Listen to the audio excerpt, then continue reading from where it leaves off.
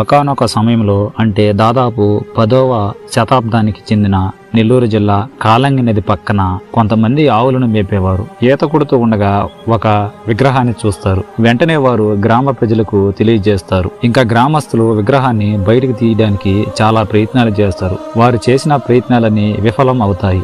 మరుసటి రోజు మరలా విగ్రహం దగ్గరికి వెళుతారు. విగ్రహం దక్షిణం వైపుగా నిటారుగా నిలబడి ఉండడం గమనిస్తారు. పూజలు చేసిన తరువాతనే విగ్రహాన్ని ఎత్తగలిగారు. విగ్రహాన్ని ప్రస్తుత స్థలంలో ప్రతిష్ఠింపజేశారు. పూర్వం రోజుల్లో దేవత టెక్కలి దక్షిణ కాళిక అని పిలువబడేవారు. తరువాత చెంగాలి పేరుతో పిలిచేవారు. తరువాత కాలంలో చెంగాలమ్మగా మారింది. ఆ ఆలయాన్ని బలిజ కులానికి చెందిన వారు నిర్మించారు కాబట్టి వారు అమ్మవారికి నిత్య అర్చన చేస్తారు. ఈ ఆచారాన్ని ఇప్పటి వరకు కొనసాగిస్తున్నారు.